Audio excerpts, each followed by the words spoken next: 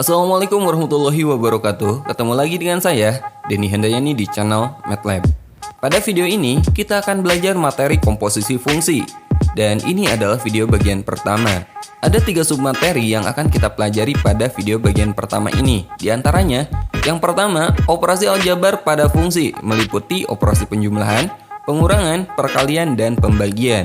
Submateri yang kedua, kita akan belajar tentang sifat-sifat operasi aljabar pada fungsi. Dan submateri yang ketiga, kita akan belajar bagaimana cara menentukan domain hasil operasi aljabar beberapa fungsi. Oke, sekarang langsung aja kita bahas materinya.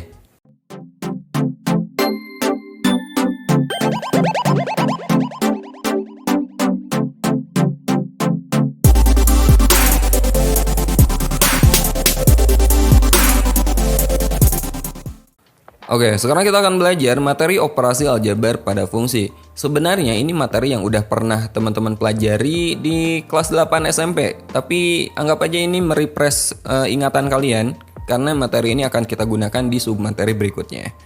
Oke, langsung aja kita bahas. Misalnya terdapat 2 fungsi, diantaranya fungsi f dan fungsi g. Maka berlaku sifat-sifat aljabar sebagai berikut. Yang pertama untuk penjumlahan. Jika teman-teman menemukan bentuk seperti ini, f tambah gx, itu artinya sama aja dengan fx ditambah gx. Kemudian untuk pengurangan, f min gx itu sama aja dengan fx dikurangi gx. Begitu juga untuk perkalian, f kali gx itu sama dengan fx kali gx. Lihat penulisannya. Dan begitu juga dengan pembagian, f dibagi gx itu sama aja dengan fx dibagi gx. Nah, untuk pembagian ada syaratnya ya. Ingat, untuk pembagian itu tidak boleh dibagi oleh 0, sementara di sini gx-nya kan sebagai pembagi. Maka gx tidak boleh bernilai 0 agar ini terdefinisi. Langsung aja kita bahas contoh soalnya. Misalnya diketahui 3 fungsi fx, gx, dan hx seperti ini. Ya, kita akan mencari yang pertama f tambah gx, kemudian f dikurangi gx, kemudian yang ketiga g kali hx, dan yang keempat g dibagi hx. Oke, kita jawab yang pertama dulu. Untuk f tambah gx ini sama aja dengan fx ditambah gx. Teman-teman perhatikan fungsi fx. Fungsi fx itu kan 3x pangkat 3 min 2x kuadrat tambah 4x min 5. Jadi fx-nya kita ganti dengan ini teman-teman. Jadi 3x pangkat 3 min 2x kuadrat tambah 4x min 5. Kemudian ditambah gx. Perhatikan fungsi gx. Gx itu yang ini. X kuadrat min 5x tambah 6. Kita tulis. X kuadrat min 5x tambah 6. Berikutnya, teman-teman tinggal menjumlahkan aja. Dan ingat, untuk menjumlahkan bentuk aljabar, teman-teman hanya bisa menjumlahkan yang pangkatnya sama, yang derajatnya sama. Di sini yang pangkat 3 nggak ada lagi kan, jadi yang pangkat 3 kita tulis ulang. Kemudian yang pangkat 2, x pangkat 2, di sini ada 2, yaitu min 2x kuadrat dan x kuadrat. Ini kita tambahkan, lihat koefisiennya. Di sini koefisiennya itu negatif 2, di sini positif 1. Min 2 tambah 1 itu kan min 1, jadi di sini min 1x kuadrat atau ditulis min x kuadrat. Kemudian variabel x, di sini ada 2, yaitu 4x dan min 5x. Langsung aja dijumlahkan. 4 ditambah negatif 5 atau 4 dikurangi 5, berapa? Negatif 1 kan. Jadi negatif 1x atau negatif x. Kemudian konstanta atau angkanya negatif 5 dan 6. Min 5 tambah 6, berapa? Positif 1, jadi plus 1. Nah, ini adalah hasil penjumlahannya. Gampang kan? Ingat, teman-teman hanya bisa menjumlahkan suku-suku yang derajatnya sama atau yang pangkatnya sama gitu. Kemudian untuk pengurangan, nomor 2, f dikurangi gx itu sama dengan fx dikurangi gx. Caranya sama. Fx yang kita tulis ulang ya. Fx itu yang ini, 3x pangkat 3 min 2x kuadrat tambah 4x min 5. Kita tulis ulang. Kemudian dikurangi. Nah, sebagai catatan, untuk pengurangan, pastikan teman-teman kasih tanda kurung. Beda dengan penjumlahan, nggak dikasih kurung, nggak masalah.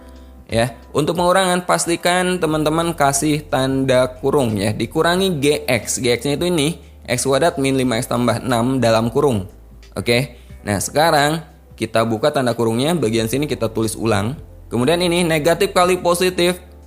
Negatif kali positif itu kan negatif, jadi negatif x kuadrat. Negatif kali negatif itu jadi positif, maka di sini jadi plus 5x.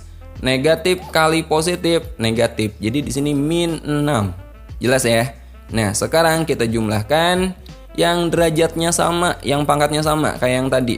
Di sini pangkat 3 nggak ada lagi, jadi kita tulis ulang 3x pangkat 3. Yang x kuadrat di sini mana? Min 2x kuadrat dan ini min x kuadrat. Negatif 2 dikurangi 1, negatif 3. Jadi negatif 3x kuadrat. Kemudian yang x saja, 4x dan 5x. 4x tambah 5x, 9x. Kemudian negatif 5 dikurangi 6, negatif 11. Dan ini adalah hasil pengurangannya. Bisa ya? Jadi bedanya untuk penjumlahan, teman-teman gak masalah gak kasih tanda kurung. Tapi untuk pengurangan, pastikan kasih tanda kurung. Oke, sekarang kita bahas yang ketiga, perkalian. Untuk perkalian, G kali HX itu sama dengan GX kali HX. GX-nya itu adalah X kuadrat min 5X tambah 6, kemudian kali HX-nya X dikurangi 2. Nah, cara mengalikannya, teman-teman kalikan satu persatu ya. X kuadrat kalikan dengan X. X ini kan X pangkat 1. Kalau dikalikan, pangkatnya itu dijumlah. Jadi X pangkat 2 kali X pangkat 1 berarti X pangkat 2 tambah 1 X pangkat 3. Ingat, pangkatnya dijumlah. Kemudian X kuadrat kali negatif 2. Jadi negatif 2X kuadrat.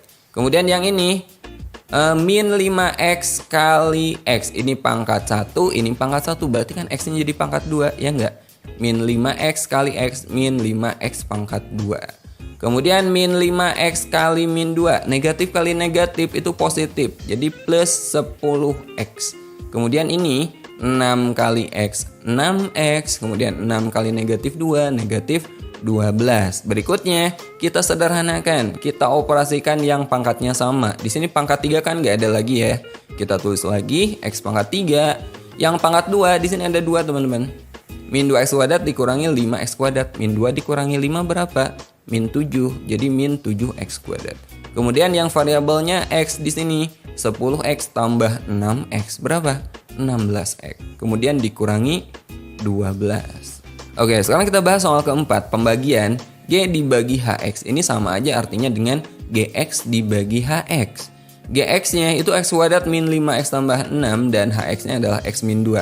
Nah, untuk pembagian, seandainya ini bisa difaktorkan, teman-teman faktorkan ya. X kuadrat min 5X tambah 6 ini kita faktorkan kan menjadi X min 2 kali X min 3. Nah, bagi yang masih bingung bagaimana cara memfaktorkan, itu udah pernah saya bahas videonya. Nanti linknya saya sertakan di deskripsi video ini ya, bagaimana cara memfaktorkan bentuk kuadrat. Jadi kalau saya bahas ulang di sini kayaknya terlalu panjang. Nah, sekarang teman-teman perhatikan antara pembilang dan penyebut ada yang sama nggak? Ada kan? X min 2, di sini X min 2 kita coret aja. Jadi jawabannya adalah X min 3. Dengan catatan pembagi itu tidak boleh 0 ya. Jadi HX tidak boleh bernilai 0. Sementara di sini HX-nya kan X min 2. X min 2 tidak sama dengan 0, artinya X tidak sama dengan 0 tambah 2. 2 X-nya tidak sama dengan 2. Ini syaratnya. Nah, itulah cara mengerjakan operasi aljabar pada fungsi, meliputi penjumlahan, pengurangan, perkalian, dan pembagian. Ya, sesederhana itu.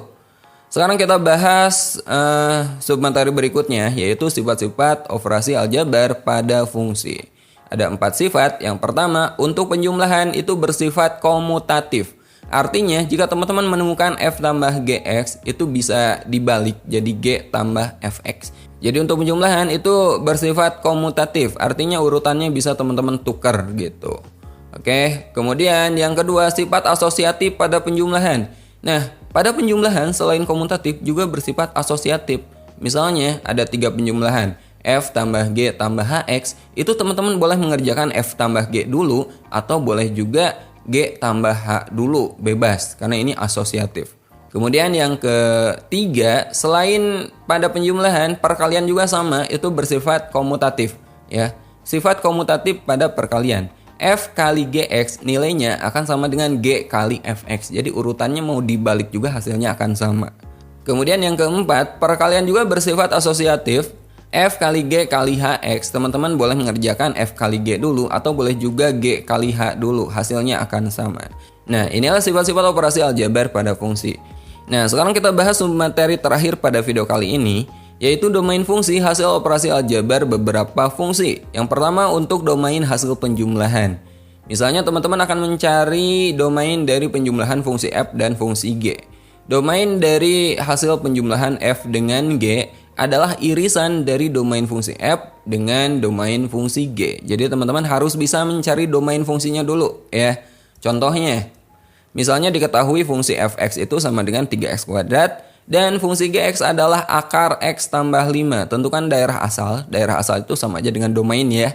Domain dari fungsi f tambah gx. Yang pertama, teman-teman cari dulu domain dari fungsi fx. Fungsi fx itu 3x kuadrat. Di sini ada pengecualian nggak? Kalau x kuadrat itu boleh aja kan, x-nya berapapun nggak masalah. Jadi domain fungsi f itu semua bilangan real. X di mana x anggota bilangan real. Kemudian untuk gx, gx sama dengan akar x tambah 5. Nah, untuk akar itu ada syaratnya teman-teman. Isi di dalam akar itu tidak boleh negatif ya. Jadi di sini domainnya isi di dalam akar tidak boleh negatif. Artinya isi di dalam akar itu harus lebih dari atau sama dengan 0. Jadi x tambah 5 lebih dari sama dengan 0. Maka x-nya lebih dari sama dengan 0 dikurangi 5, negatif 5. Maka domain dari gx, domain g itu adalah x di mana x lebih dari sama dengan negatif 5 dan x anggota bilangan real. Nah, ini domain dari fungsi g. Ingat, jika fungsinya berupa akar, maka domainnya isi di dalam akar itu tidak boleh negatif atau harus lebih dari sama dengan 0. Nah, sekarang kita cari irisannya teman-teman. Kita buat garis bilangan agar teman-teman bisa melihat ilustrasinya. Yang pertama, domain dari f di sini semua x di mana x anggota bilangan real, berarti semua bilangan yang ada pada garis bilangan ini itu adalah domain dari fungsi f. Nah, sekarang domain fungsi g, x lebih dari sama dengan negatif 5. Negatif 5 itu yang mana? Ini. Berarti dari sini lebih dari itu berarti ke kanan kan? Dari negatif 5 ke kanan. Nah, irisannya adalah daerah yang kena arsir oleh keduanya. Berarti kan daerah sini teman-teman. Ya enggak? Daerah sini nih. Maka irisannya domain dari f tambah g adalah x di mana x lebih dari sama dengan negatif 5 dan x anggota bilangan real. Oke, sekarang kita lanjut bagaimana cara menentukan domain hasil pengurangan. Misalnya ada pengurangan fungsi f dikurangi g, maka domain hasil pengurangannya adalah irisan dari domain f dan domain g. Jadi caranya sama aja, kita ngambil irisannya. Contoh, misalnya diketahui fungsi fx-nya adalah 3 per x tambah 2 dan gx-nya sama dengan akar x dikurangi 3. Tentukan daerah asal itu domain dari f dikurangi gx. Caranya sama, kita cari dulu domain fungsi f-nya. Fx itu kan 3 per x tambah 2. Nah, kalau tadi bentuk akar itu syaratnya di dalam akar tidak boleh negatif. Nah, kalau teman-teman menemukan pembagian atau bentuk rasional seperti ini, syaratnya pembagi atau yang ada di bawah atau penyebut itu tidak boleh bernilai 0. Kenapa? Karena kalau dibagi 0 itu tidak terdefinisi, ya.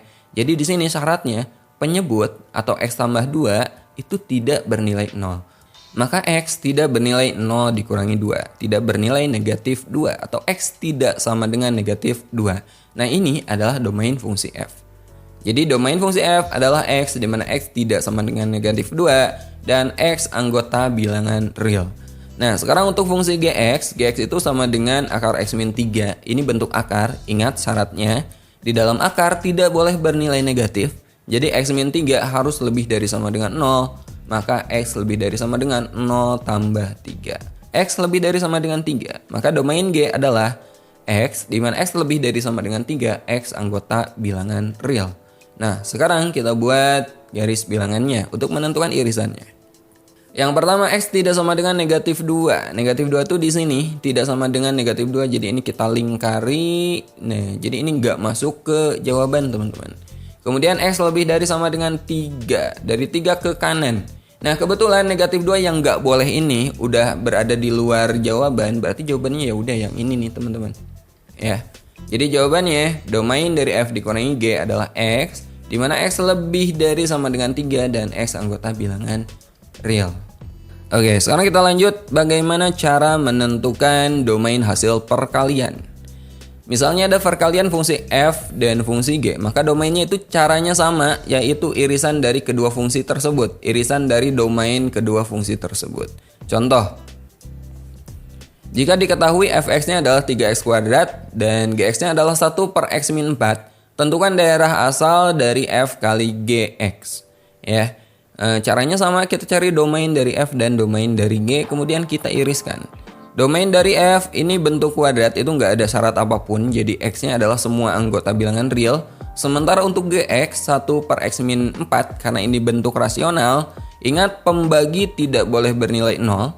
Jadi X min 4 tidak bernilai 0, maka X tidak bernilai 0 tambah 4, tidak bernilai 4. Maka domain G adalah X tidak sama dengan negatif 4. Kita buat garis bilangan.